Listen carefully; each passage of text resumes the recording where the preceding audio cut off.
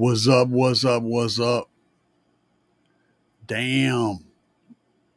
We're a little bit early tonight, but we're going to do it anyway. Let's get going on. Let's get it going on, folks. I've seen a lot of change, been through a lot of pain.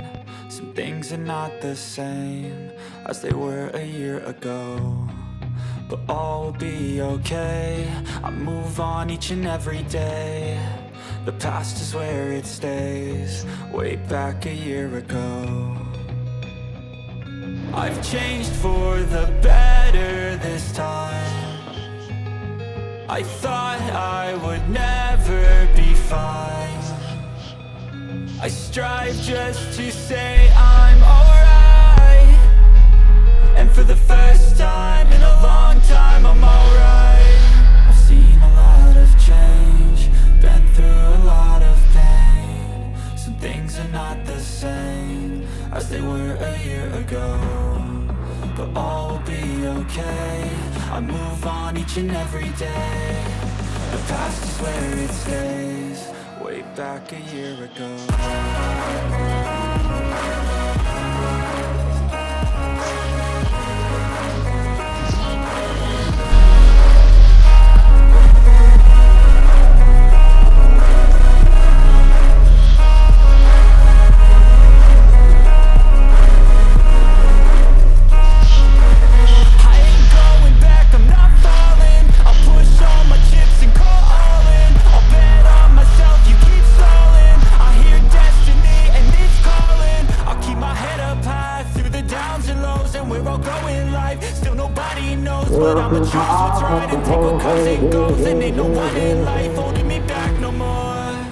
I've seen a lot of change, been through a lot of pain. Some things are not the same as they were a year ago, but all will be okay. I move on each and every day. The past is where it stays, way back a year ago.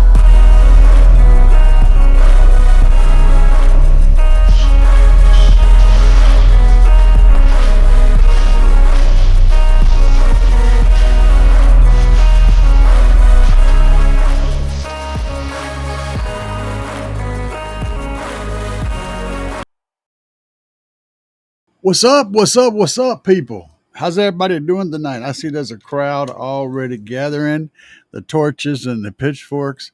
Everybody's getting ready to hunt me down like I'm Frankenstein's monster. Thomas McDill in the house. What's up, ma'am? Corn Nuts here. We got Rick Ross. We got Thomas. Yeah, we got Thomas. We got Clapback Adam. We got Quaid, Franco Quaid, and Kenneth Wayne. What's up, guys? How are you guys doing tonight? So, we got a couple of things that we're going to talk about tonight. It's going to be kind of a mixed bag, but I got a email from a fella, and it gave me a good idea. I love giving credit to where credit's due. It's an excellent idea. Now, what he did was uh, he sent me a list of a breakdown of what he's wanting to do to his vehicle, and we're going to go over that. He wants me to critique it and also possibly change up things and maybe save money here and there and still get the same outcome. So I think it'll be a kind of an interesting show. And we're going to jump over there. By the way, guys, what do y'all think about the background right now? I'm not done with it. You know, I want to do some different stuff, but I have to try to have it in a state of functionality. I got, Boney Jeff back here. He's chilling with the kicker sub and doing the thing. Franco said, I love the intro. Thank you, man. You guys, yeah, slam that like button. Thank you, Franco Quaid. Uh, let's see here. Try to make sure I'm not missing anything. All right. So let's jump over here real quick. I'm going to show you guys this list, and y'all are going to help me with this. So we're going to look at it and we're going to talk about it. This is a participation situation. So Let me see if I can figure out how to make this thing work. Um, let's see here. We're going to start with this. So I made a copy of the list over here, and I want to show you guys what we're working with. To start with, this mic is not exactly making me happy. Okay, so the build is in a 2015 Tundra. It's the 4-door version. I couldn't find anything that says anything about CrewMax, but I did find that equipment. So that's what we're working with. He's pretty excited about using the Horizon 10 paired with the DM810. So for you guys that are not in the know, the Stinger Horizon 10 is a big old fancy head unit that has some extra tricks in its bag. And of course, the DM810 is a digital signal processor, 8 in, 10 out, made by Audio Control. Well, apparently, and I'm not familiar with this, but apparently these two are designed to work together in concert. So that's interesting. Let's see here. And Rick Ross said, thank you. Yeah, Kyle did too. What's up, Kyle? And well, it's Bobby B and Corn Nut. Everybody's in the house. So what we're looking at, we've got, what I'm figuring is that we probably want to leave this stuff the way it is because I think he's really excited about using this setup. And I would be too. It sounds pretty unique. A head unit that ties directly into your DSP is pretty freaking cool. It is pricey though. We're eating up a considerable chunk of budget with that. But still, it's cool. So for the speakers, we're looking at $1,100 in total. Now, I'm not familiar with Karma Mobile, okay? But I did go take a look around and kick the tires a little bit. And I'm not going to say anything bad about them. They seem like they have a pretty good product for, especially for SQ stuff. The pricing seems to be reasonable for the quality you're getting. But again, I can't speak on them personally. I haven't heard any of them. I haven't had enough time to really dig in deep or anything. So we're going to have to go with an assumption that it's a reasonably good sounding piece of kit. Okay, because I don't have anything to base that off of other than just my gut. Now, what he's doing up here in this vehicle, there is a 6x9 hole in the front. There's a tweeter location. There's a 6x9s in the doors. There's tweeters up there in the sails. There's, I believe, 6.5 inches in the back and like a 3-inch somewhere back there. I'm not sure about the 3-inch, but that's what I'm gathering from this. And so he's chose to run with a 6x9 pair, and I think these are probably multiple ways, like 2 ways or something like that. Not really sure. I haven't looked that specific one up yet. Then a 3-inch mid-range for the rear doors, and then a 6-inch component set. So the 6-inch component set will utilize the 6 in the rear doors and then the tweeter up front, which is a good use of equipment. It's a good way to spread the love. I'm not a fan of rear fill, but some people are. And if you've got, a pickup truck, a big old double cab truck, and you want to put people in the back and you want them to actually be able to hear the mids and highs, maybe you want to put something back there. That's your own personal taste, and I get it. And we're doing an audio control 10-inch sealed to spec for the subwoofer, an audio controlled sub. And then for the amps, I like the fact that he's going pretty good budget on this, and I agree with it. The Stinger 1005 for mids and highs and front stage and sub, and then the Stinger 600.4 for mid bass and the doors.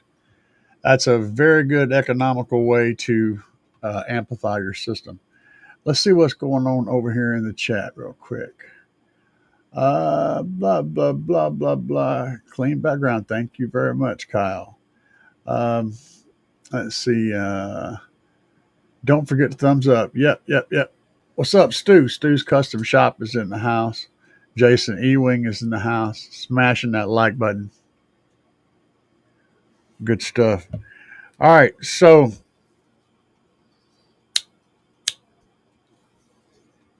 right off the bat, do you guys have any concerns about this so far? Because I'm curious to know how everyone is feeling. Anybody had any experience with karma? Now, I'm looking at this, and the obvious place to save money is in this combo, but we can't do that because I think this is the core of the build, and we don't want to do that. And for $1,100 to do all your mids and highs and your sub and your, let's see, am I adding too many things? Let me see here. I'm going to grab my math device. 200 plus 300 plus 200 plus 400. So that's 1,100. 200 plus 300 All plus right. 200 plus 400 is one. Now, so that's that plus then. So that's all the mids and highs and the sub. And then the amps for $345. That's a really good deal. So it's a hard time beating this. But what I'm going to say is, what I'm going to do is, instead of trying to rebuild this, because I think he's put a lot of legwork into this already, and I think it would be really hard for me to go in here and correct very much. I'm going to show you some alternatives and explain why the alternatives. I think that's what we're going to do. Stu's popping in, y'all. Pay attention. Pay attention to that, Kyle. Let's see here. Let me switch to the other thing. So let's go do that.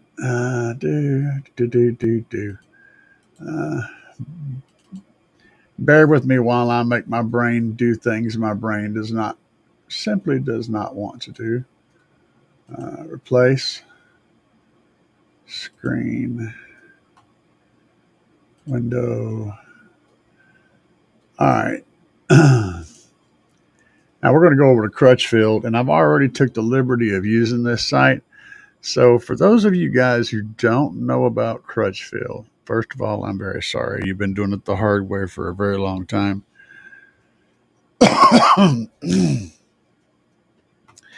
The first thing we do is put in our information for the vehicle, and we've got it listed for the 2015 Tacoma.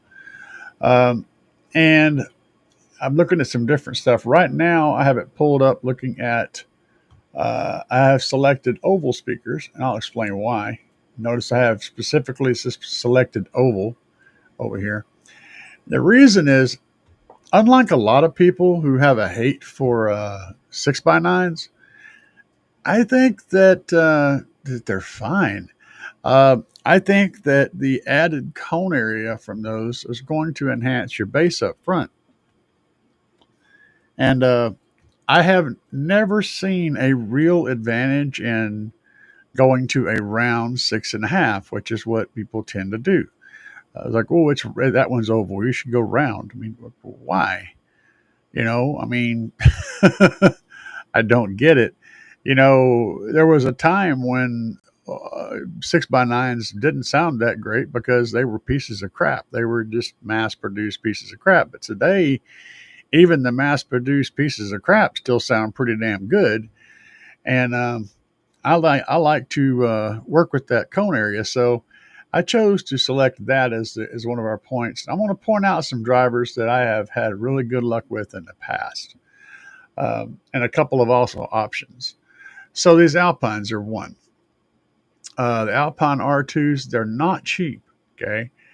But they do come with the tweeter and the little crossovers, which you won't be needing the crossovers, but the tweeters, this could technically do your front stage with just these two guys, right? And right now, you've got a 6.5 think, a 6.5 and a 6.5 and a something in the back doors.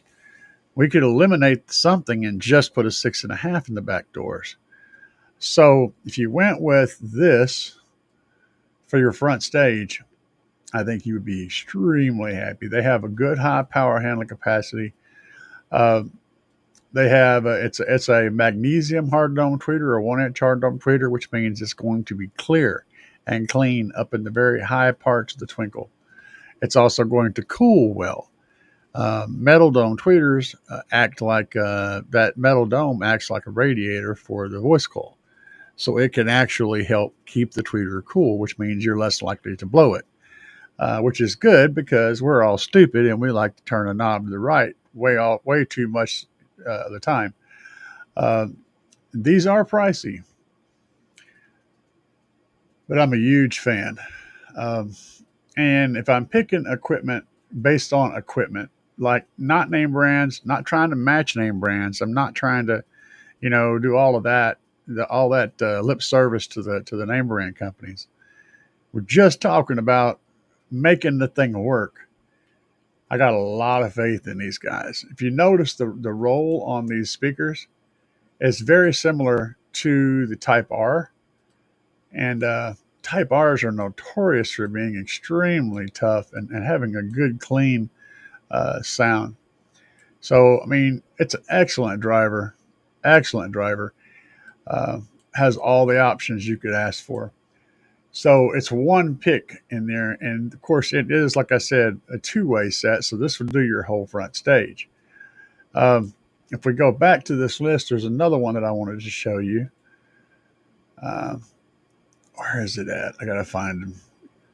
You guys bear with me. It's Alpine. That's at Memphis. Yeah. The audio control. This is another option. You are going to be running audio control equipment. And, again, name brands, who cares? But this is a two-way speaker, and it's a point source. Now, this isn't ideal for your front stage because that tweeter is going to be mounted low. But me personally, I like to have double tweeters in the front.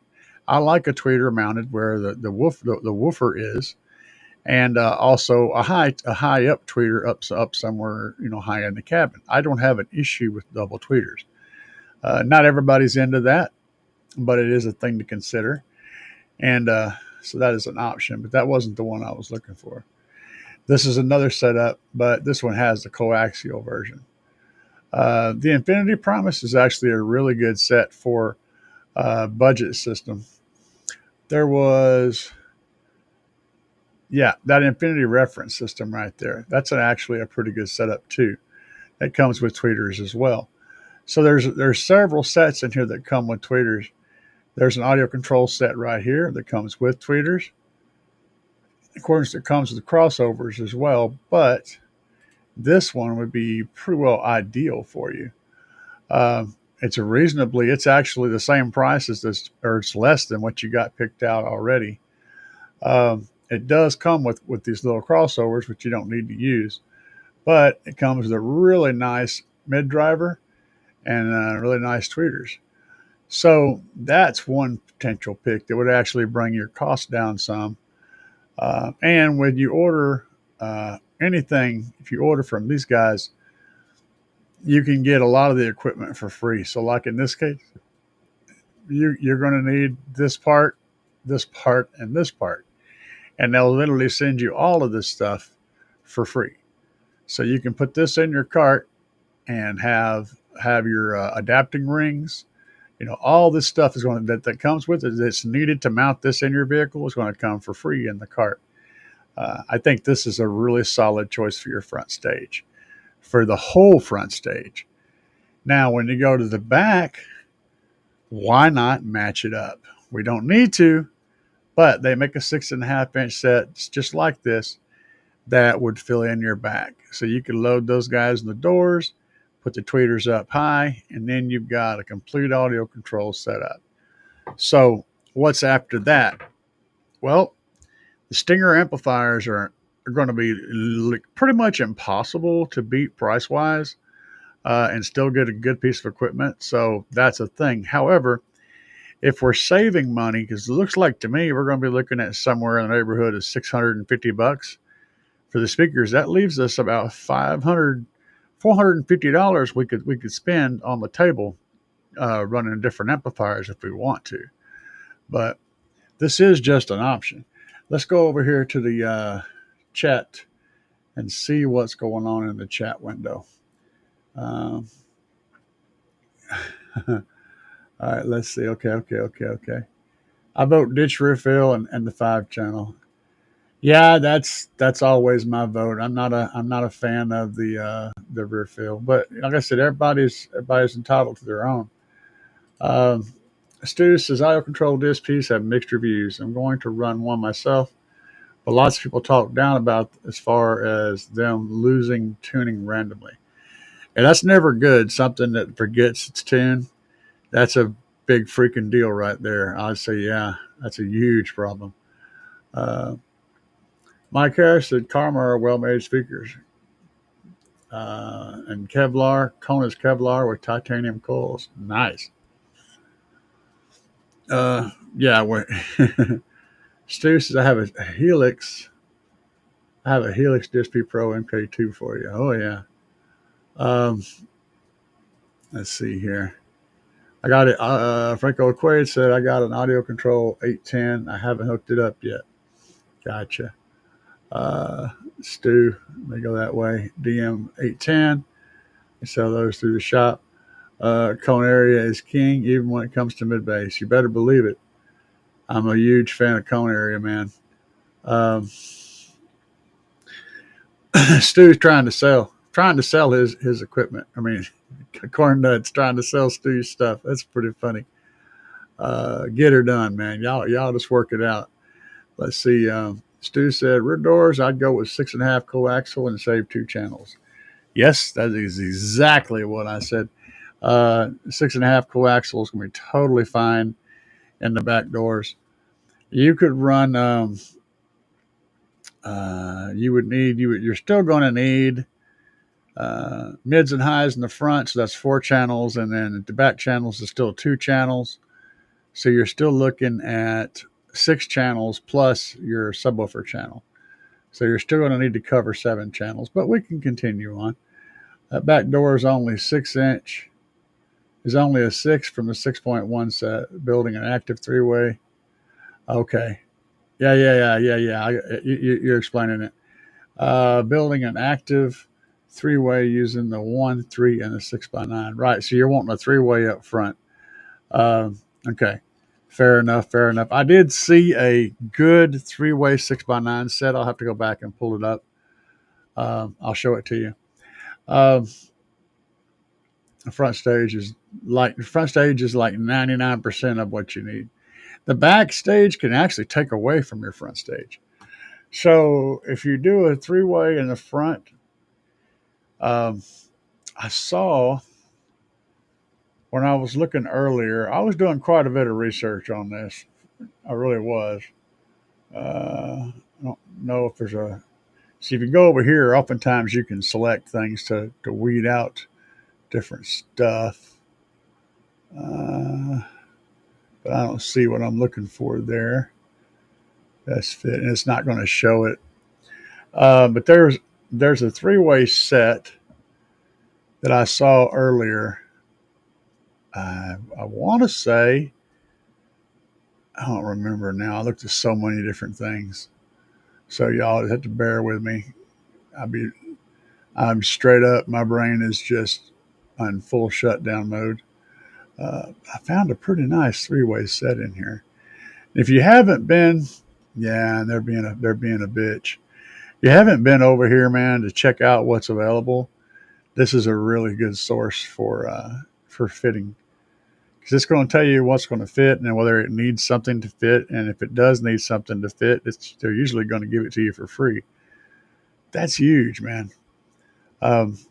I think Kicker has a 3-way set with a 6x9. I think Rockford had one. I saw one, I think, by Audio Frog.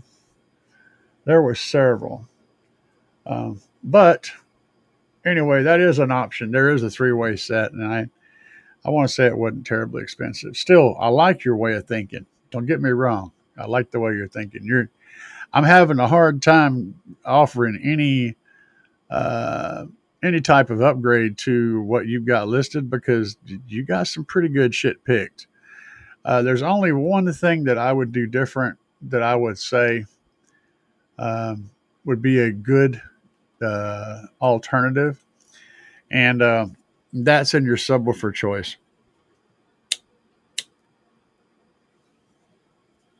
The one that I'm going to recommend is going to be significantly more expensive, but let me see something here. Hang on a minute. I want to see if it's listed here. It isn't even showing up. Behind the seat, no. Under the seat, no.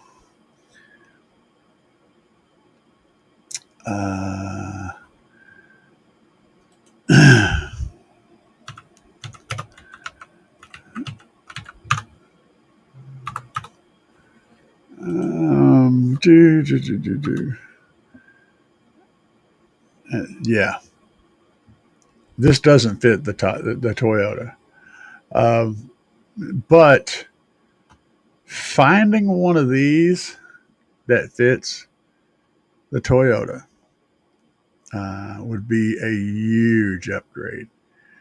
They're going to pay for it though. And it ain't going to be cheap. You're looking at $1,000 plus pretty much anything.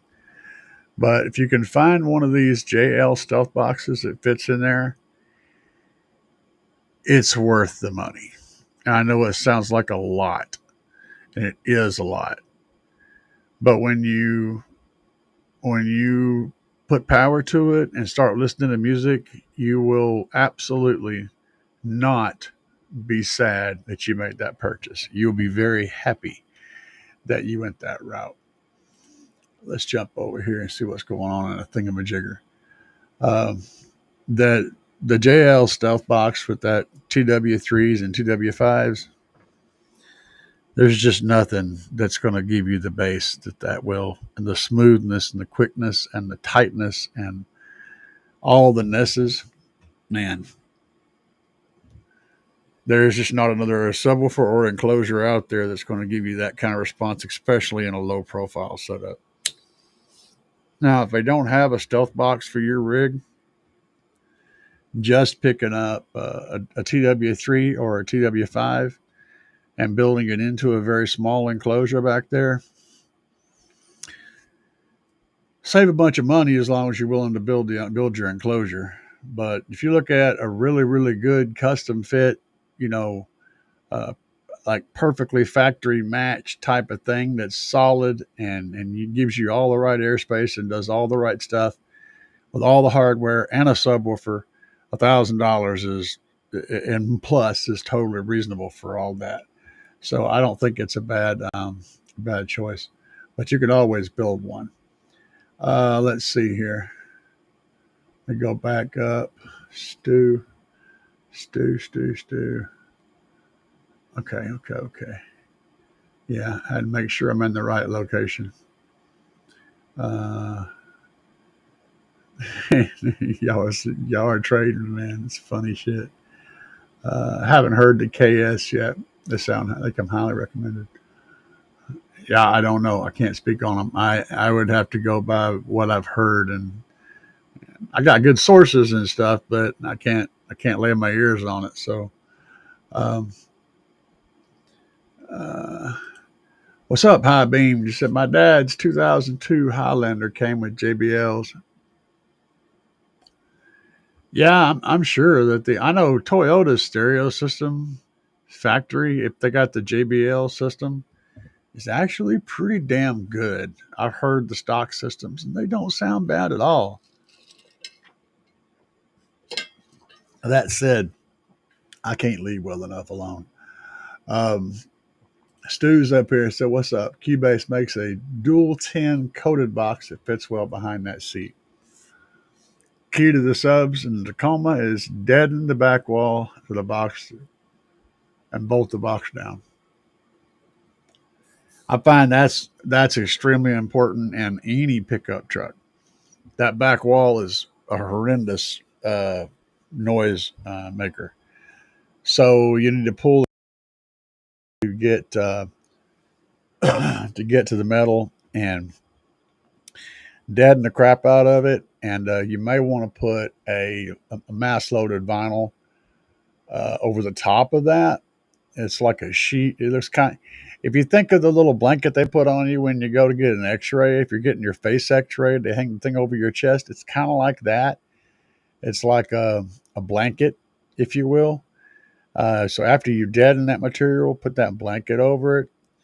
That blanket's going to block like 80% of any noise that comes from the back of the truck forward. It's absolutely phenomenal how much difference it makes. Get that back there, and it hangs loosely, so you attach it up in the corners and the top and stuff, and it just kind of hangs in there, and you put your stuff in behind it, and it creates a really good sound barrier and keeps a lot of the noise and the heat from the back of the cab from coming in. Your rear passengers will appreciate the hell out of the heat blocker because it gets warm back here sitting in those little seats in the back of that cab over the top of the exhaust pipe and the muffler and all that, and also noisy. So doing that properly and then bolting your subwoofer enclosure down under there, yeah, I completely agree with all of that. You need to really focus on that. That and any door that you're going to put a fairly large driver in has got to be sound deadened. We already talked about that.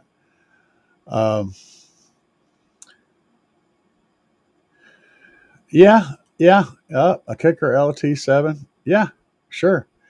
I can't speak on whether or not it's up to the same snuff as the JL TW3 even or the TW5. But if Kicker builds it, it's not going to be bad. So I would put money on it being at least in the same ballpark, just because they don't produce anything that's not at least reasonably good. You know, they don't have anything that I would scoff at. Yeah, and no problem, Kyle. We're enjoying it. Scar has a few vehicle specific enclosures too. If you're going sealed, yeah, that stealth box tax is a bitch, man. But I've had two of them. I'm not speaking out of my ass here. I've made that purchase once, and I didn't even think about making it twice. I just immediately looked up the stealth box and made the purchase because there was no decision to be made. I already knew how good it was going to sound, and I knew it was going to fit perfectly, and I knew it was going to look stock in the end. I knew it was going to be perfect, and it was. That's why anybody asks me, I'm always recommending it because you cannot go wrong. You will not be unhappy with it. I've had other boxes that I wasn't happy with. It just is what it is, man. And they're so small. But, you know, work with what we got. What's up, El Fuego? In the house from the Pacific Northwest. L710s do very well, Stu said. Comp RT also. And the Slim JL subs are great choices. Yeah, that's what I was saying, the TW3. TW3 is the 300 watt RMS sub. The TW5 is a 500 watt RMS sub. I've used both, and if we're honest, your ear won't tell the difference between the two of them. One will handle a little bit more power and get a little bit more volume, but they're going to sound virtually identical in the same enclosures. So you just, whichever one you want to put emphasis on, go for it. Stu said, hey, Fuego, let's see. Toyota with the, Stu said, if you got the Toyota with the Mark Levinson, be prepared to whip out the whole wallet. Yeah, right. I'm glad El Fuego made it to the show. Sound Shield is a great deadener for behind the enclosure as well. The foam layer helps decouple. That's what I was talking about with that blanket. I don't know for sure what it's called. I've always called it a mass-loaded blanket or a mass-loaded. Essentially, it attaches in the corners. And then it doesn't actually attach anywhere else. It's just a barrier between the back of the bed and you. And it's decoupled pretty much completely, other than anything that like gets up against it. The amount of sound that it actually stops is incredible. Like you could put 15 layers of the stick-on sound deadener on that back wall and get, one reading, and then take all that off and put that blanket back there and get 10 times the reduction in sound by itself. It's a huge deal. Like huge. I say do them both though. El Fuego says Taco Tunes makes boxes for the Tacoma also. Oh, great name, man. Uh, how about the B2 DSP 610? Absolutely. But the problem, and I would have recommended that, but he's got a really neat setup where he's using both the that head unit and the DSP that work together and give you the interface on the head unit and all that. If you're trying to save money, I can help you in that department. That's probably the one spot where you're spending a lot and you don't really need to, is in the head unit DSP combo. I mean, we can cut that I believe it was $2,100. We can cut that down to probably less than $1,000. But you're not going to get that cool factor. And this is a thing that you interface with all the time. It's the thing you touch and read and look at. I get it, man. If that's what you're wanting to run, I get that. If you're up in the air on it and you are willing to compromise in different ways, I can definitely point you towards some other stuff that might, equally blow your mind.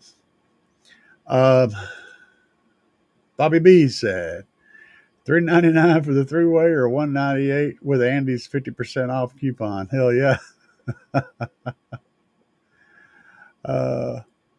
What's the combo about? We're talking about a build that we're improving on.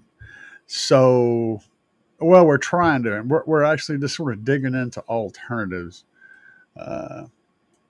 I don't know what I did with that file, but yeah, we're looking at a build for a Tacoma, for our 2015 Tacoma, and we're doing the whole entire build for it. The stereo, everything is coming out, and it's all new. So that's kind of what we're talking about. Mass loaded vinyl, yeah. Yeah, exactly. And that in a vehicle in the right locations makes a big ass difference. And the one spot in a vehicle where it always works is behind the back seats on the back of the cab.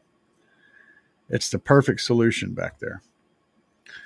That's what you want. You can put, go ahead and deaden it with normal stuff and then add that sheet in there. If you can, it's going to make such a tremendous difference that you will be happy about doing that.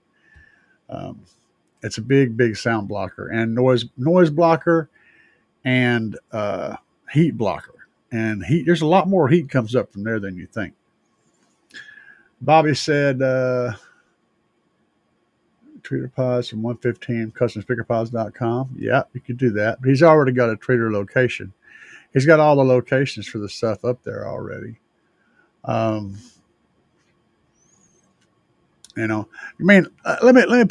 me just put this out there. Okay. I could set up a whole entire build off of, most of the build for you off of the companies that I work with. And that would benefit me, but that's not who I am.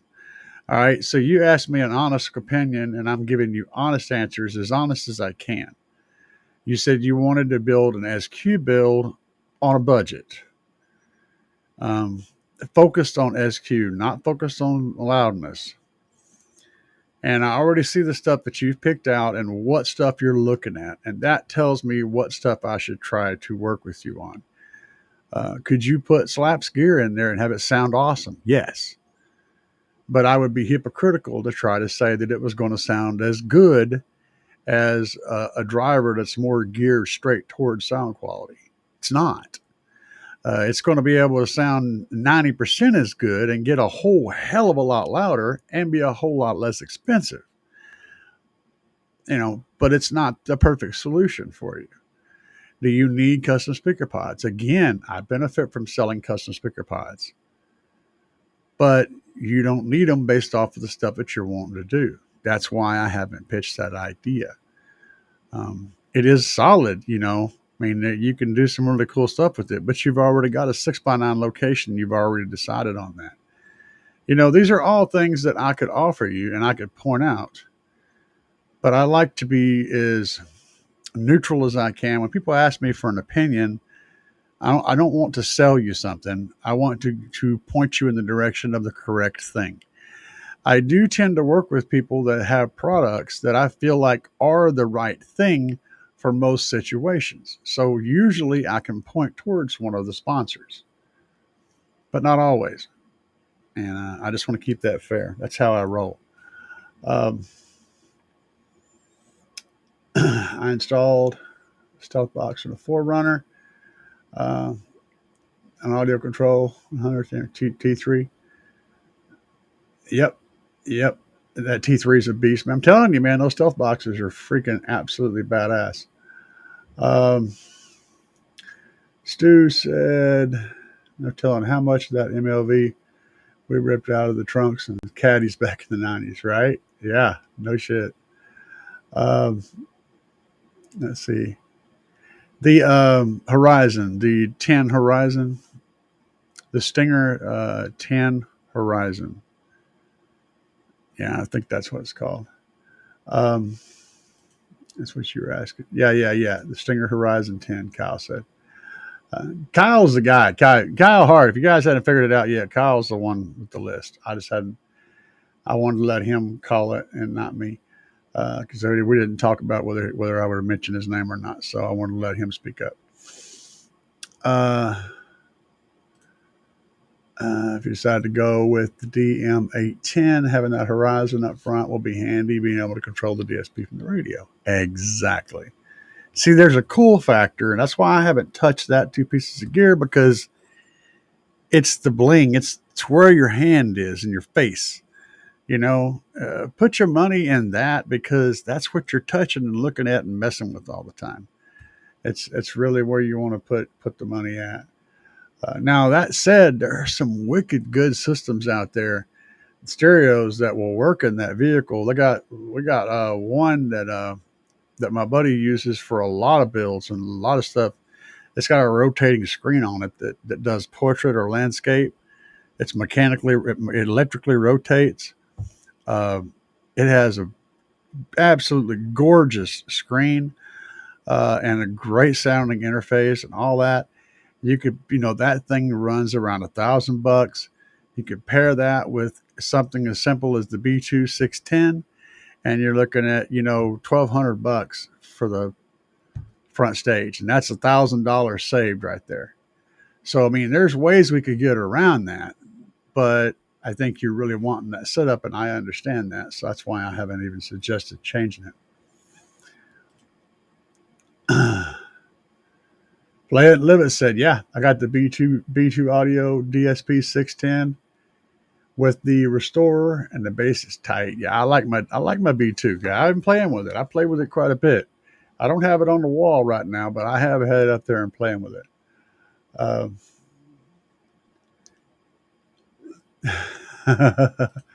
There you go. You got to talk to Corn Nut, Kyle.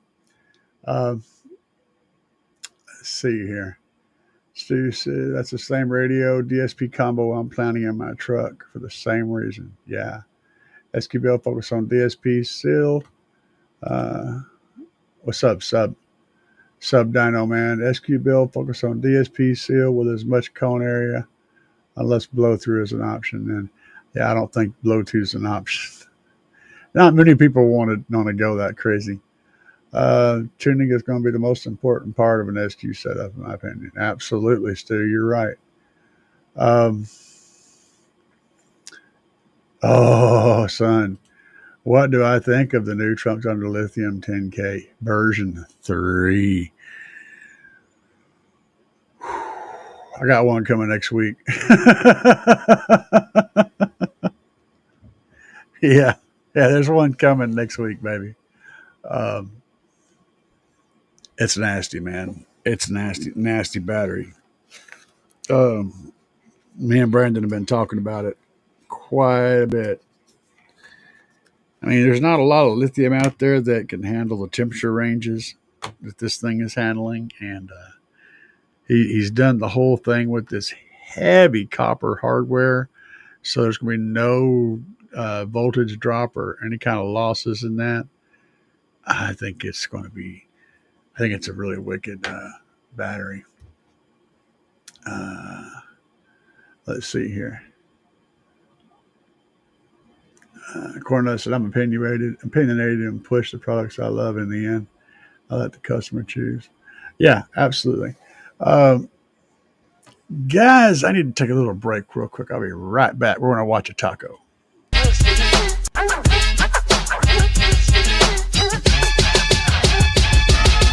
Crushing on these tacos, we buy the fiesta. Guac on the side, man, you know it's the best.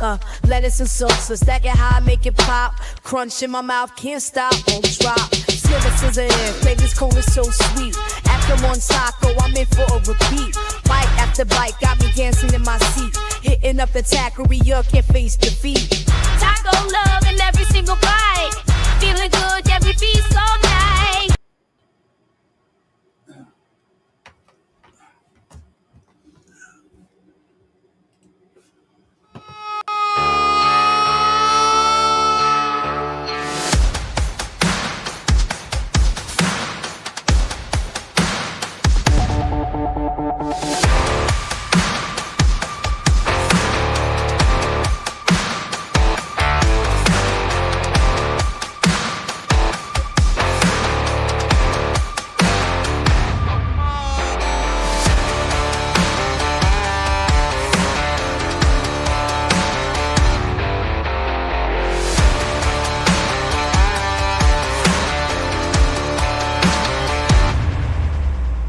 Cruising down the back roads, windows roll low, with the music blasting, bass in that flow. Remembering the bonfire, laughing with my crew, jamming on the corner, soaking up the view. Every beat's a memory, every song's a spark, feeling so alive, yeah, out here in the dark. Cranking up the radio, rolling through life, loving making memories, music cranes high. Do you feel that freedom? Can you hear the call? Those back road memories calling to us all.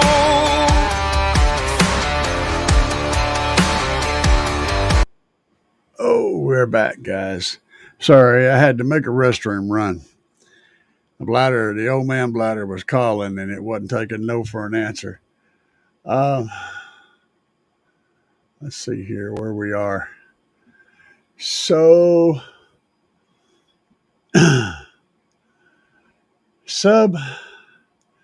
Subdano Man said, "What's the power limit?" I'm not sure what we're referring to here. So there's a lot of things happening in there, and I don't know. SQ build, okay. Yeah, he's not doing anything big, crazy. He's focused on sound quality. Yeah, the B2610 is an excellent choice, dude. For one, it's tiny. And in a truck, I mean, space is a premium.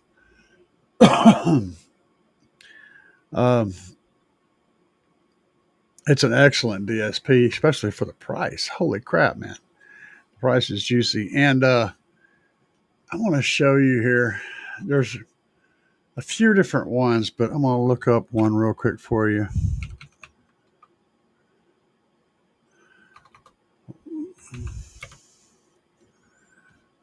One of the ones. I know you, the reputation is not great, but when it comes to head units, let me show you an example of what I'm talking about here. Hang on here. There we go. So, as an example, this is made by Boss. These radios. It is not the same company. It is the same company, but it's not the same company at the same time. Their radio selections are awesome. And like I said, I got a buddy that owns his own dealership, and he installs these things constantly and has had nothing but great luck with them. So if you're looking for something very similar at a lot lower price, this is one of the options that I would push you towards. Only because I know the reputation, I know how good they sound. I personally have put my hands and ears on these radios, and they are great radios. You're going to get all those big boy features at a much, much, much lower price. And there's a whole bunch of them. It isn't just that one, that I'm showing you here, but there's just tons of them. They have a very wide selection of stuff. And this is very comparable to the stuff that you're looking at too. So you can find good stuff in the Boss world. You just have to understand what you're getting and pay attention to it. So this is not a cheap radio. They have a really nice heavy glass, literally glass screen. Very solid construction. It feels like a premium piece of kit. There's nothing cheap about it at all.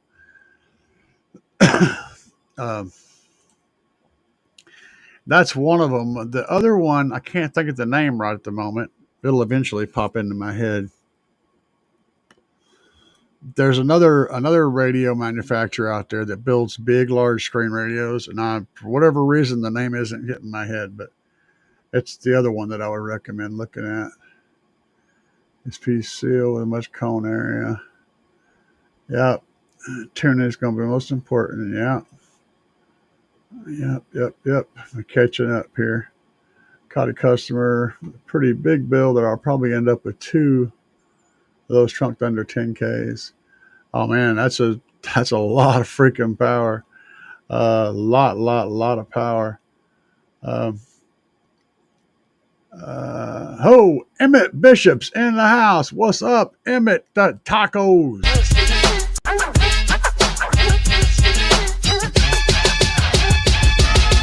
Crushing on these tacos, we by the fiesta. Guac on the side, man, you know it's the best. Lettuce and salsa, stack it high, make it pop. Crunch in my mouth, can't stop, won't drop. Sliver scissor in, flavor's cold is so sweet. After one taco, I'm in for a repeat. Bite after bite, got me dancing in my seat. Hitting up the taqueria, can't face defeat. Taco love in every single bite. Feeling good, every feast all night. Oh man, I love the taco dance. Let's see here. Emmett Bishop says, Super Chat says, 5, says, check out the Doo 7. Oh, God, dude. That name. Okay. All right. I'll look for it. Give me a second. I'm a kindergartner, man. I can't help it.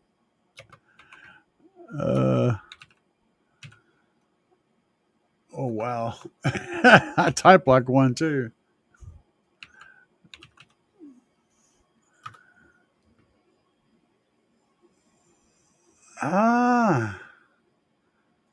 Okay, yeah. I've used, yep. From AliExpress. I've got, okay, so this radio, you guys can't see it. Give me a second, though. Yep, that's the mic button right there. Yeah, I have, okay, so, yeah, and there's a bunch of different models. Let's pull up an AliExpress thing here. Hang on a minute. All right, so this is what we're looking at. There's a I don't want to allow you to You don't need to know where I am, China boy. All right.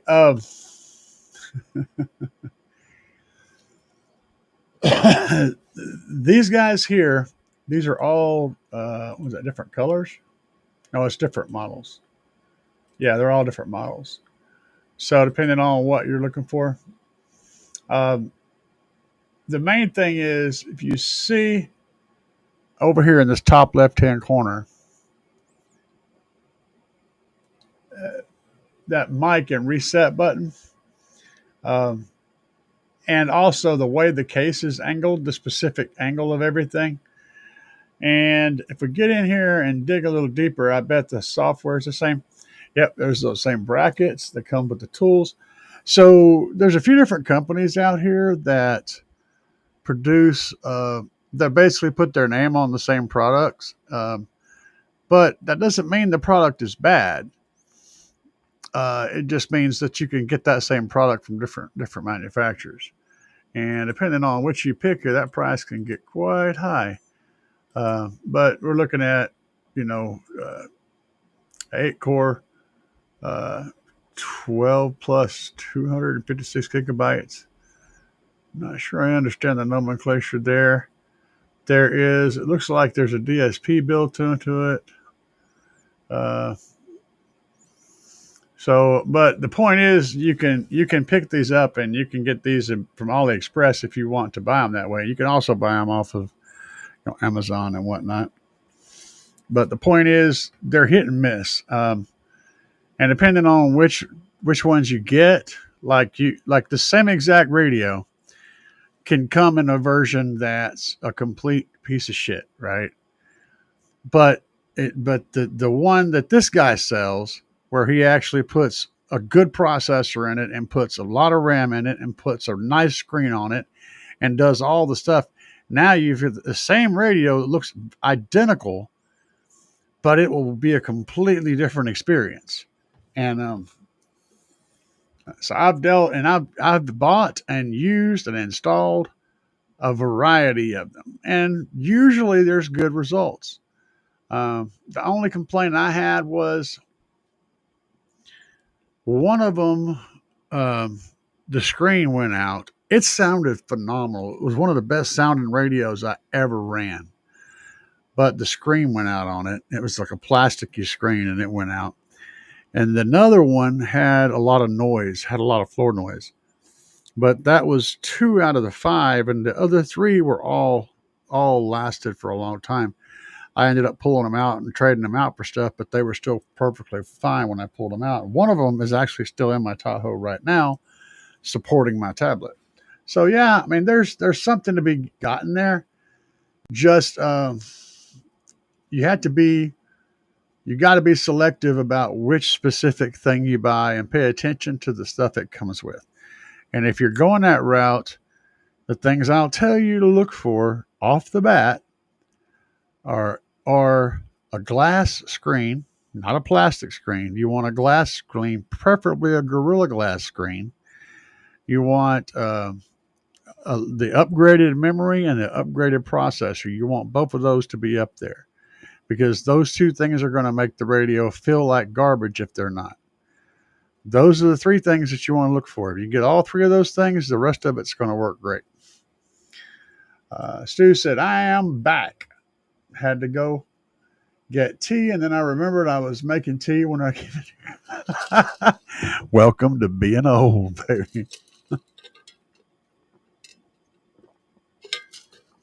You made me thirsty. The taco song, yeah. What's up, Gomez? Love it. The taco song is awesome. What do you think about using the CompQ 15 box for a Solo X15? I'd do it. I don't know about the space in it. I don't know if they're, as long as the space is reasonably close. If you're going with a slightly larger box, then you want to keep that in mind, that you may be a little bit hot on the power. Maybe you need to back it off a little bit. It's also going to lower the tune and stuff, but yeah, probably not a bad setup. A pro tip: avoid Timo. Dude, I have Temu pestering me for ever to sponsor my channel.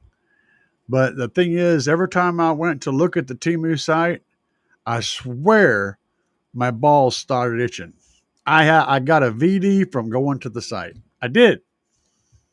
I got the Temu VD, man.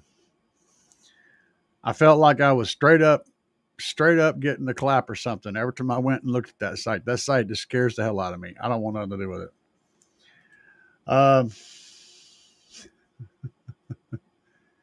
Hell yeah, man. Let's see here.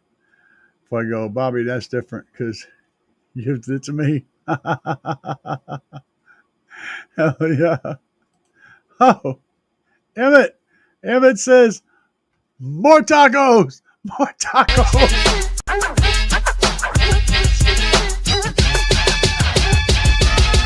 Crushing on these tacos, we buy the fiesta. Guac on the side, man, you know it's the best. Lettuce and salsa, stack it high, make it pop. Crunch in my mouth, can't stop, won't drop. Sliver in, flavor's cold is so sweet. After one taco, I'm in for a repeat.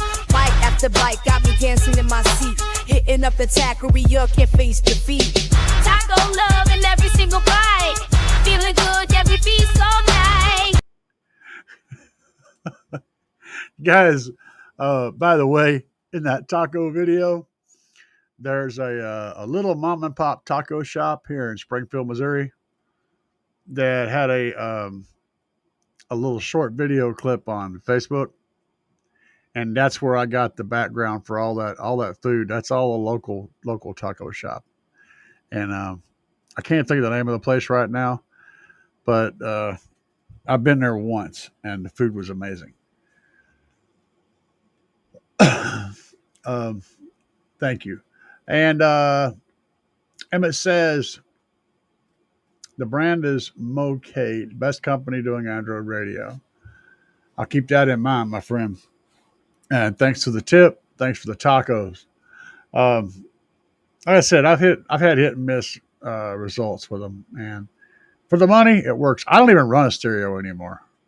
That's where I'm at. I've bypassed. I have moved on, and I skipped the stereo and went straight to a tablet, which is natively Android, and it does all the same things. Stereos have essentially tried to turn themselves into a tablet, usually a pretty bad tablet. And so I just said, screw it, skip the tablet, skip the stereo, and just install the tablet. And that's what I run. I don't even run a stereo. But, you know, I got a bad taste with those Android radios. To be fair, the ones brought to me are cheap Amazon ones. They never worked right. Hit and miss. A Toto is pretty good. I've installed a couple of a Toto radios, ATOTO.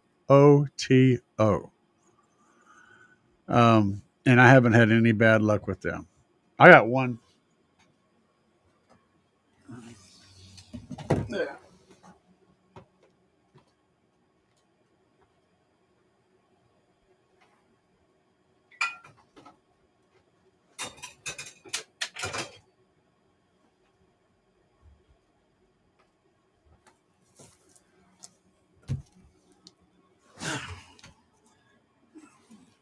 Now, see,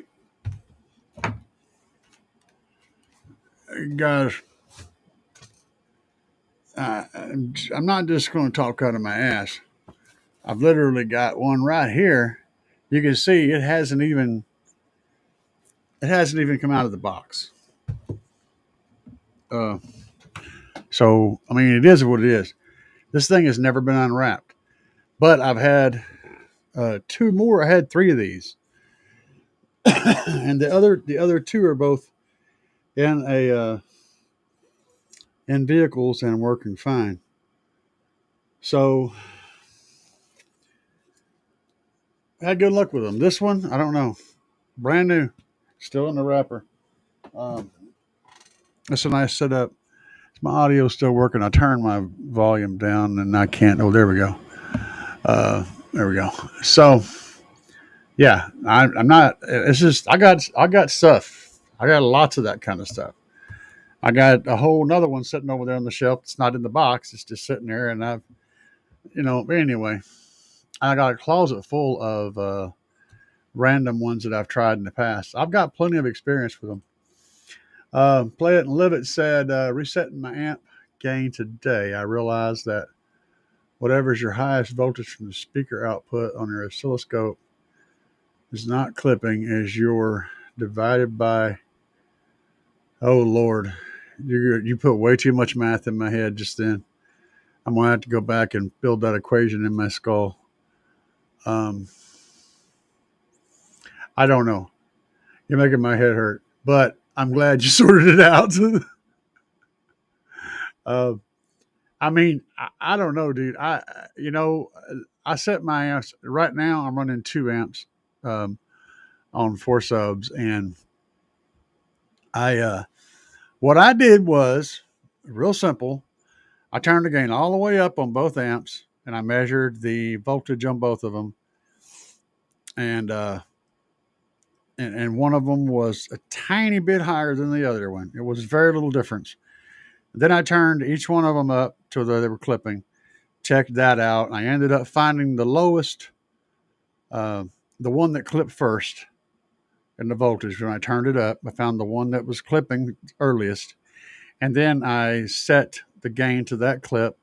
Then I brought the other one up to the same exact voltage as that one. That's what I did. I mean, on a 40 hertz sine wave generator. And then I tested it on the music that I actually play during demos and stuff, which is rebased, crazy stuff. I give it the full plate of beans. And what I usually go for whenever I'm setting my gain is I want to be able to get into clip at the very top of my bass knob. So this is personal to me. I want to be able to push it into clip at that last, say, 5 or 10% of my bass knob. And the reason is if I do get on a meter, I want to be able to get that last little bit. If I want to push it that far, I can. I have the option from the driver's seat. So I set mine up to where I start the clip at about the last 5% or so of the knob, the last little tweak, and then I push into a clip on that last little bit. And normally I don't run it anywhere near clipping, but I have the option to on the fly, and that's why I set it that way. Fuego's box was designed and built by Corn Nut. That sounds like a good plan because I heard Corn Nut's a hell of a box builder. 5 cubic foot ported, if I remember correctly, turned around 32 hertz. It's a nice tuning. I'm a fan of like 26 and 28, but that's because I'm weird.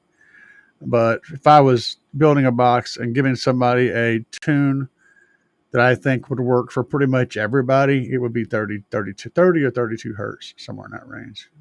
That's pretty good for pretty much most people. Subdino Man says, does anyone know about digital sound quality? Are those issues with Bluetooth? I want to make sure my source is at least CD quality. Well, sir, let me tell you, there is a deep, there's a sector of people that are actually flat earthers that are also fight about Bluetooth signal. And these same people also believe that if you spend $1,000 on a power cord from the stereo shop, it'll make your stereo sound better than a regular cord that plugs into the wall. There's a group, okay? And anything you say about these subjects will absolutely start a war with these people. They're crazy people. They're all crazy people. And some of them are in the chat right now. They're getting the pitchforks and the lighters, and they're getting the hay and the fuel, and they're getting ready to burn my butt. So here's my take on that. First of all, a whole lot of the music that we listen to on a daily basis, for example, YouTube, Uh, YouTube literally cuts off every song at 10,000 hertz. Anything that you hear on YouTube, whether it be on regular YouTube or YouTube music, there is no frequencies being reproduced that are 10,000 hertz or over 10,000 hertz. It cuts them all off at that point. And nobody notices it because there's literally so little information beyond 10,000 hertz.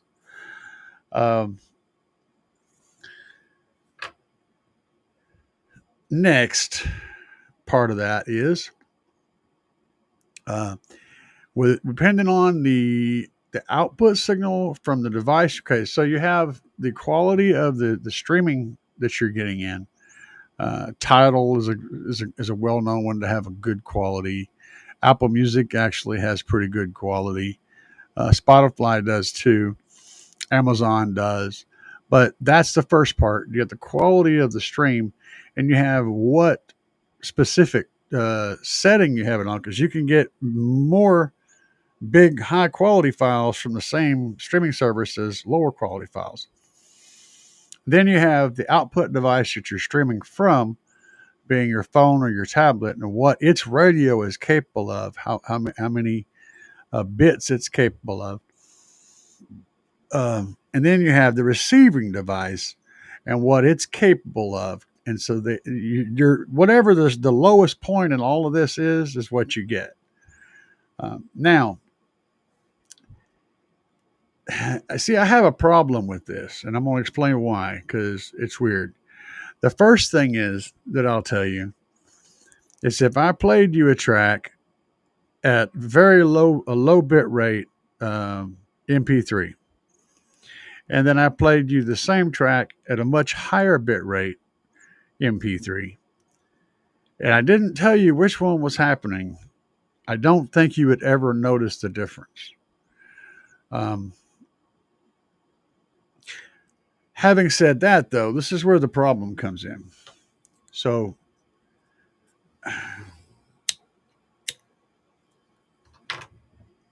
all of these are fair arguments, but here's the problem. I was listening to Blackwater from Creedence or Doobie Brothers, and on a CD. I listen to it every day on a CD. It's like one of my favorite CDs to play. And it starts out with the little chimes. Da, da, da, da. You know, the chimes are playing in the background and stuff. It's a really good track. And I listened to China Grove and a couple of other tracks off of that Greatest Hits album. Now, a few months later, I ended up switching out head units and some more stuff, and I was streaming. I went to stream this song. And this is whenever I received my first kind of weird moment. I was streaming off of a really good system, everything was high quality, up to date, high quality files. And I'm like, why does that sound wrong? I hadn't noticed it on any other music because it all sounded really good. But the one track and the few songs that I was deeply familiar with, the intricacies of the music, all the little nuances, I missed those. They were not there. And I kept looking, like, is my settings right? Is it, make sure that it's the highest quality, just didn't do it. I tried finding it in different files and playing it, FLAC files and all that stuff, and it still wasn't getting that same sound. There's something missing that I did not miss for most of the music I was listening to, but I did miss it for that one. And I cannot explain why. And I am a pro Bluetoother. I literally have no other way to play music in my vehicle but Bluetooth, because that's what I roll with. But that situation, that incident I've never resolved that conflict. There is a distinguishable definite difference in the way it sounded. It did not sound the same, and there was just parts that weren't there. It was kind of mind blowing, man. Gomez, what's up, Gomez? Hey guys. So yeah, I don't know. The answer to your question, Subdono Man, is I don't know. If it sounds good to you, brother, roll with it. Hey guys, I want to get the Trunk Thunder Banger 5K V2. It looks to be 45 amp hour. I think it's 50 amp hours, but I could be wrong. I currently have a 220 amp high output alt, Nexus Power, 96 amp hours of AGM under the hood with big 3 and all gauge wiring. All right. Let's see here. Do you continue somewhere else? Because it sounded like you were going somewhere. Okay. Yeah, we'll skip back because here you go. Yeah, y'all. Let me jump down here. I have a 3,000 watt sub amp and a 1K amp for highs. Going to use battery oscillator for the lithium question. Is it a bad idea to play music at a tailgate with the car off? 45 amp hour lithium. 45 amp hours, man. 3,000 watts. You're gonna go through it fairly quick. You're pulling in 300 amps, so you can pull 45 amps for an hour or 1 amp for 45 hours. So you're looking at like 10 minutes, 10, 15 minutes tops. You know, so I wouldn't suggest that as a good idea at all. I hope that answers your question. Let's go back up here. Yeah, I wouldn't suggest doing that. It's going to be a good setup. But yeah, if you're wanting to play music with the tailgate off and the shit cranked full bore, you know, you're going to need to have a lot of storage.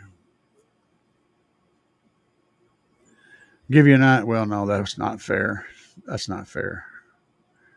I was going to say DJ Ruscall's demos like for several hours, but he has 1,500 amp hours of CMAX. So, and he's also like, I don't know how many watts, a lot, but he'll do that. He'll demo for like an hour or two without his engine even running. That thing's crazy. No, that's not. You're not going to have. I mean, if you turn it down, you know, as long as you watch the voltage on it, and it starts to dip down, you know, and get low, you square it away. But you'll go for a while. If as long as you're not running at full bore, you might have 30 minutes to an hour in it, depending on how hard you're playing it. But if you're playing it at full bore, you're looking at maybe 10 minutes, 10, 15 minutes. Amp hours are amp hours, man. All right, man. What's up, Alex? Cornut said,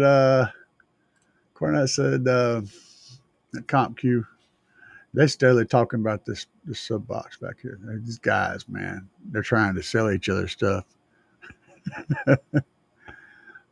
Stu, box, Bluetooth, yeah. Stu said Bluetooth is hit and miss. Depends on the phone and the radio. Yeah, I feel you.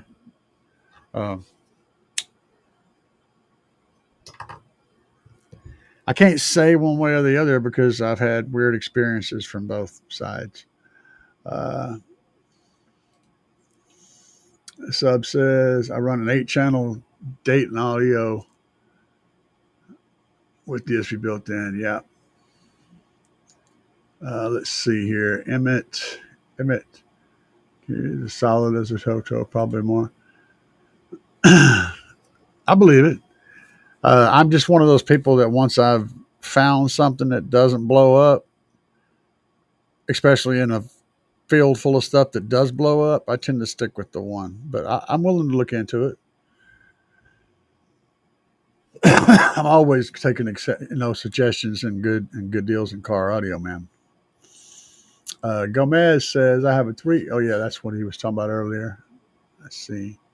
Recommend anything that couldn't come. Start from scratch. Everybody be easy. Oh man, that's the world. We're all living that world, man. Don't let that stress you out. Besides charging the battery, let's see here. Cornlet says the Toto F7XE is one of my favorite budget head units to install. You see what I mean? I like it whenever I get backed up. Some companies just consistently do a good job. Wireless CarPlay and Android Auto, Linux based, not Android. Yep. All that numbers, all that stuff. Absolutely, man. 100%. Besides charging the lithium battery when new before installing in my system, I need to charge it in any other situation. Say the car is parked for a week without turning on. Just monitor it. If it doesn't have an AGM in there with it and it's sitting by itself, and you don't have any draws on it, it'll sit for a long time without any problems. But if you got something like, me, I keep my tablet charged. So my tablet's 24 hours a day. My tablet's always charging off of that battery, to keep it up and running for whenever I take off. And I also don't drive, but maybe once a week or so. I keep mine hooked up on a charger just to make sure that it doesn't drop in voltage. But it just depends. If you're driving it on a regular, it'll be fine. It can take a lot of abuse, man. Those cells are literally designed for abuse. That's what they're built for. They were designed for the Chinese military to run around up there in Siberia and get shot at and stuff. They're tough. They're good cells, and they'll do a good job. Stu said,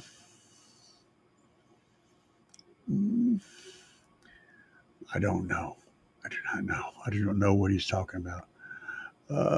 One of these days, I intend to build a sixth order 2856 one day. I'm not sure. Is that the ratio you're looking at? The tuning. God, that's high, man. You might as well be playing mids, man. What the hell's wrong?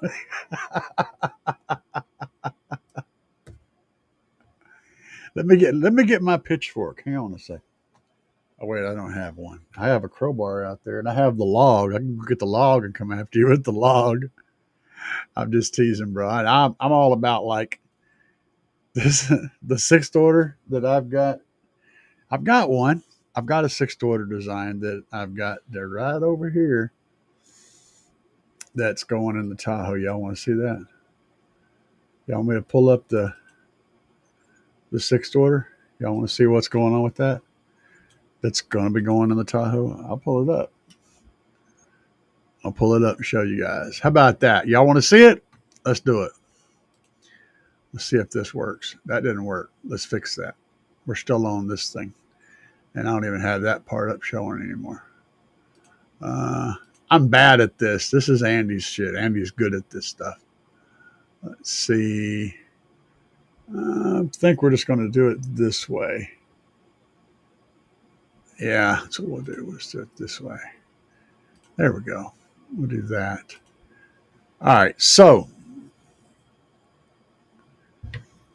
this, yeah, I know it's lines and stuff. So, yeah, this is the sixth order as it sits right now.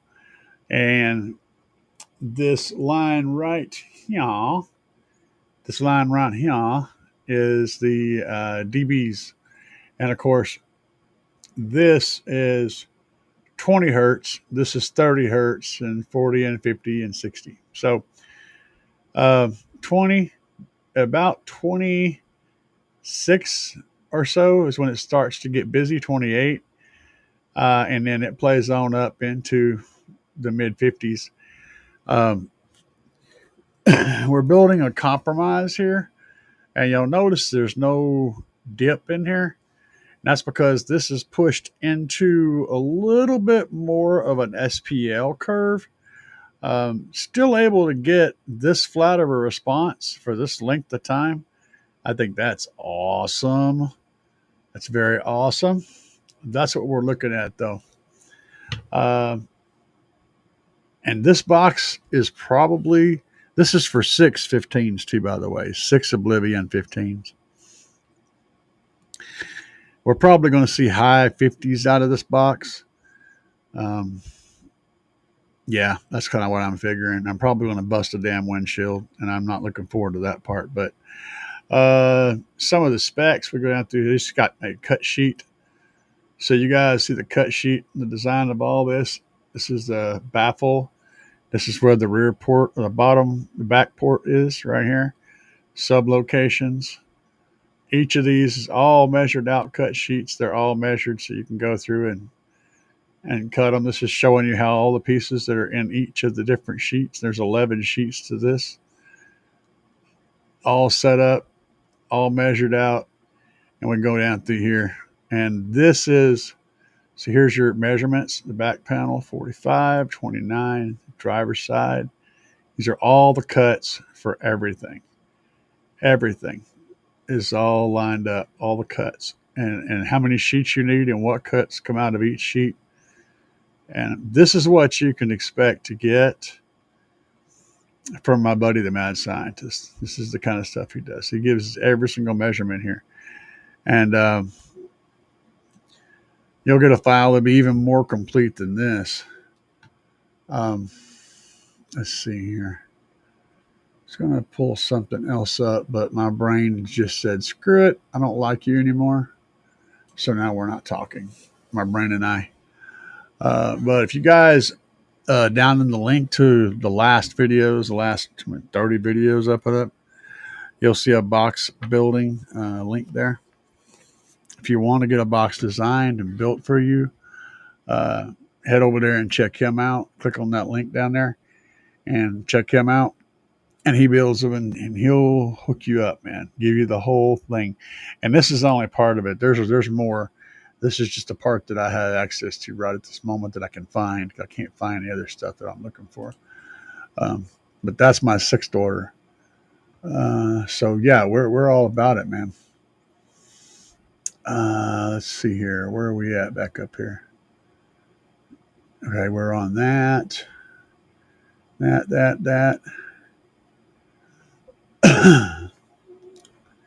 3K. Yeah. Yep. I'm going through the thing. I get so lost on these. Yeah, there it is, the 6th order. Okay. Kyle Hart said, crazy person, maybe. Compressed audio is a thing. And it is what it is, man. Like I said, I would have argued against compression artifacts up until that point. At that point, I didn't even know. I wasn't even looking for that. I was just wanting to listen to my music, and it didn't sound right. And it just didn't sound right. And I noticed it, and I was like, "What the hell's going on?" I was like confused. I don't know. It is what it is, man. And Stu is just laughing his ass off. Yeah. Play it and live it. Certain frequencies from a DSP can cause it to clip. Yes. So I went through all the frequencies just in case of a song that's badly recorded. Oh, I got you. So you're doing like a negative 5 dB or something like that on all your signals. When I'm tuning, I don't push anything above positive 5 dB. If I need to push something more than that, I will bring everything else down instead. It's a pain in the butt, a huge pain in the butt. But if you follow that rule, you typically don't get into trouble. Also, if you're using the B12, B12, the B2 610 DSP, and some others. It actually has a limiter built into it, so it can do that for you if you push into a song that the mids are hot, or the tweeters are hot, and they start going into clip. That limiter will stop them from clipping. It'll literally actively reduce the signals before they clip. That limiter is really cool. If you're someone who likes to twist the knob all the way to the right and let it rip, that's a big deal, man. That limiter is cool. Kyle said, I prefer downloading the playlist on Spotify than plugging into with wire. Never trusting Bluetooth. I've said in SQ builds where it was noticeable. I don't care anymore about Phil Collins exposes. I love that track. It's one of my favorite tuning tracks. I liked using that for my sub and my lows because I can get those drums perfect. Get the subs and the mids and the mid basses all, the levels are all picking in, perfect. So it's a great track. But yeah, I if you've got the right Bluetooth, I don't think it's a Bluetooth problem. I think it's a compression problem with the MP3 files. I honestly don't think the Bluetooth itself is the problem. I think the weak link is certain compression algorithms destroy parts of sound that are noticeable. And it's not noticeable in every song because it just isn't. There's certain elements that just aren't there to begin with. And so whenever they're removed, you don't miss them. But in certain songs, those elements, once they're removed, become noticeable. And I think it's all about the compression. I don't think it's the Bluetooth signal. I think it's the compression. But again, to each their own. I am one of the tinfoil hat people. High res player or bust. Well, we all got to have our Grey Poupon, man, according to that. I don't trust tuning over Bluetooth connection. Yeah, it is what it is, man. It's everybody's working with what they got to the best of your ability. I've been tuning like 90% of the tuning that I'm doing is over Bluetooth connection. With the right equipment, it works fine. But if you're using something sketch, and I played with the B2 DSP for several hours, and I literally expected it to not be great. I expected it to be okay. I expected it to be satisfactory. That's what I expected. And I was hoping that it would at least be satisfactory. Well, I was wrong.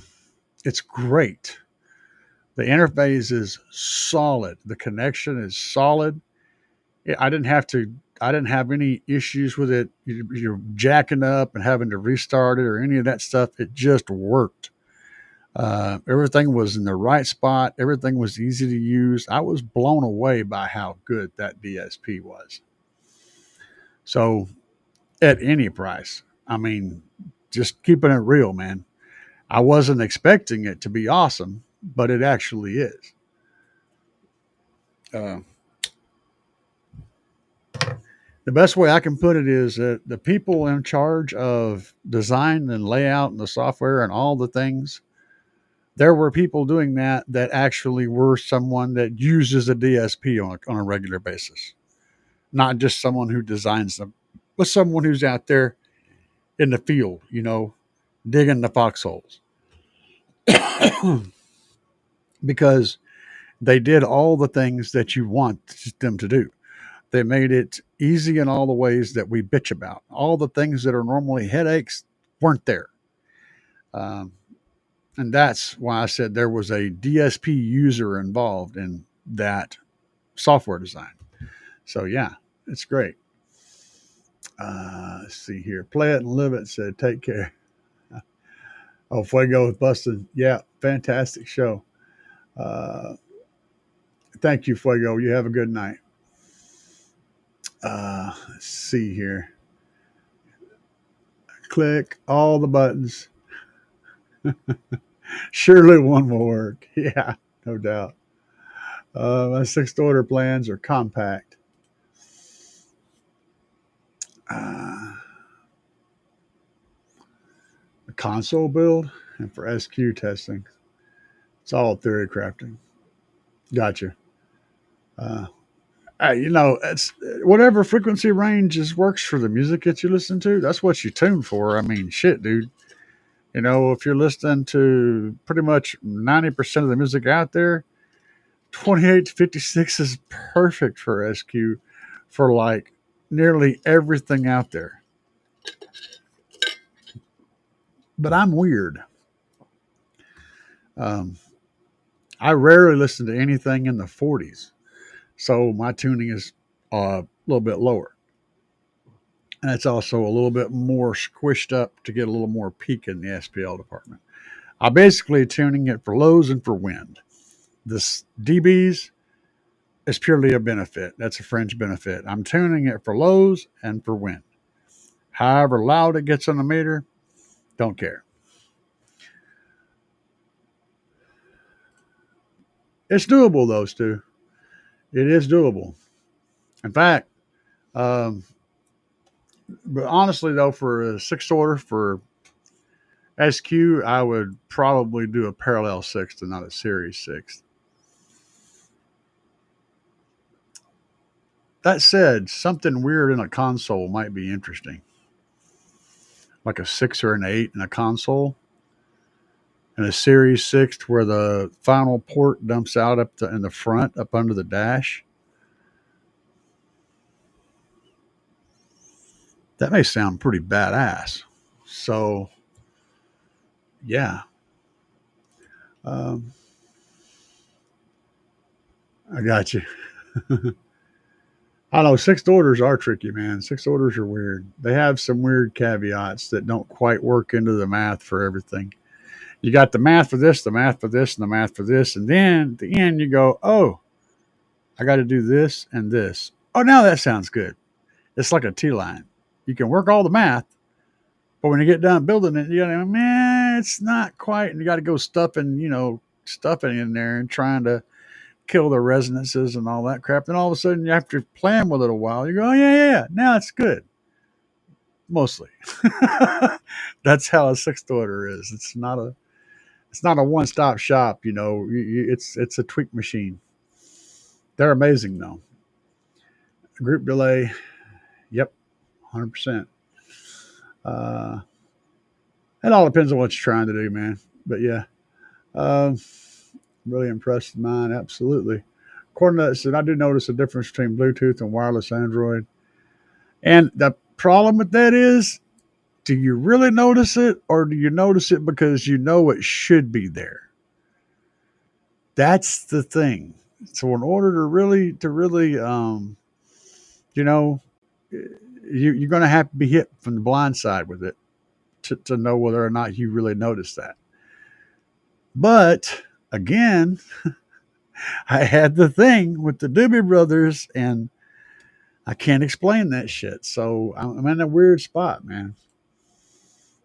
Blown Fuse said, I plan to get that DSP. Yeah, it's a solid DSP, man. Solid. Mike Harris said, you won't regret it.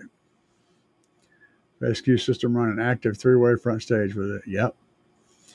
I wish I didn't drive a company truck. I'd love to put a system in a freight shaker. Oh, I put a system in my Kenworth and my Peterbilt. Yeah, I just put the shit in, dude. All you do is just run a DSP setup. So there's a lot of ways you can go about it, but you don't even need to use a radio. Just use a Bluetooth DSP, and then you just run it straight from your phone or from a tablet in your truck. You could even run it with your, if you got the Garmin or the Ram McNally that has the online functionality. You could run straight stream from that. Um, there's all kinds of options, but yeah, you just stream straight into your DSP, and then have that patched into a 5 channel amp. Put a sub back there underneath your bunk, and then get a couple of the Marine speaker pods from somebody. It don't matter who, and you mount those speaker pods with those little the mounts on your ingress handles. When you go in the door, that handle you grab, mount one of those suckers on either side on your ingress egress handles, and then run that off the amp, and then run a sub underneath your bunk over towards the driver's side. There's a space right in that area. Set it right there. And if you want to be really complete, you can either wire in your two 5.5 or your two 5x7s on the back wall, or you could put a couple more of those little pods back in the back. And all of this stuff, none of it actually gets mounted in a way that changes the truck. So you can just unhook it and move it to a different truck. Fairly easy. Pro tip. You could also use like an overhead for a Jeep kind of a thing, where you got a speaker bar that goes up over your head. You could do that. Another option is to put I had this in mind for a while too. You get one of those really nice sound bars for a big screen TV, the big like 80-inch TV, really nice sound bars with the subwoofer, and you mount that sound bar up in your overhead, up underneath your overhead, so it's down below it. You may have to drill a couple holes for mounts there, but you can mount that there and then have the subwoofer sitting over in the passenger floorboard. That setup has a Bluetooth hookup to it too. Will blow your mind how good that sounds. Because a truck is a great space to put audio in. It's so roomy that the sound matures and it sounds really good. See, I did a whole bunch of builds in company trucks. So yeah, I've been there, done that. Let's see here. Stu says, now we're thinking. Gomez says, when adding a new lithium in the trunk, can I combine the power wires currently going to the 2 amps from the AGM to feed the positive post on the lithium? Oh, God, he said CCA. No, get rid of that. Don't do that. Get rid of that CCA, dude. Just get rid of it. You're going to want to run the different gauges. Combine them. You can't. Oh, wait a minute. Wait, let me see. Going to 2 amps. One from AGM to feed the positive. Okay, so you're running. Yeah. You can combine them, yes, and then kick back off the battery. But I highly suggest that you rid yourself of that CCA, replace it with a second alt gauge wire, run both of those back there, and then come off of the battery located in the back with a 4 gauge, with an oxygen-free copper 4 gauge, run into that amplifier, and then a alt gauge run into the other amplifier. You need a small distribution block, preferably one with fuses in it. And you'll run from the power straight to the battery in the back from the front. And then you'll jump off the power of the battery straight over, as short as you can, over to a distribution block. The distribution block, you could probably get away, if you're just using a short jump, you could probably get away with a single alt gauge run. And then run, if it's like, less than a foot long, and then run a power. I don't know how much power you're pulling, but probably not a tremendous amount. Then run an alt gauge over to your big amp, and then a 4 gauge OFC over to your smaller amp. And that distribution block needs to have a fuse for both of those. So you need a fuse for the alt gauge and a fuse for that 4 gauge as well. That's the ideal scenario. But to answer your question, yes, you can do that. I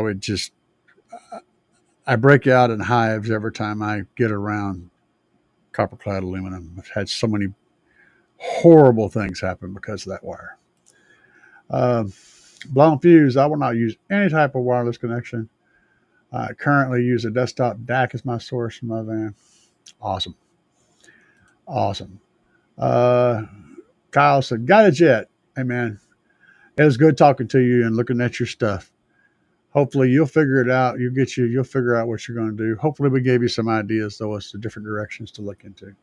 Have a good night, man.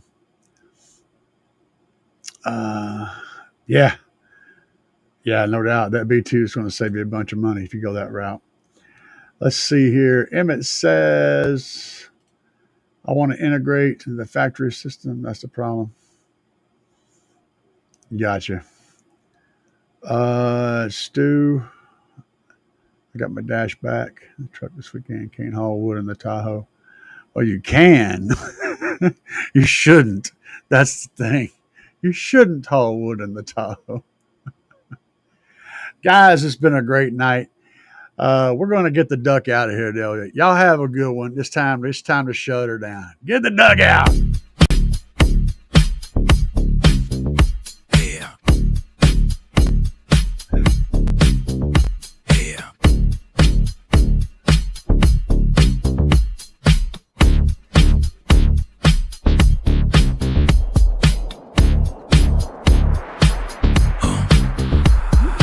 Out here banging up and down the street, slamming it to the ground. Big subwoofers are getting loud. You can feel the booming sound. Getting ready to go. Got it shined up for the show. Power's charging, amps are amping, gonna let the woofers blow. Another one bites the dust. Another one bites the dust. And another one goes, and another one goes, and another one bites the dust. We got more at home. Another one bites the dust.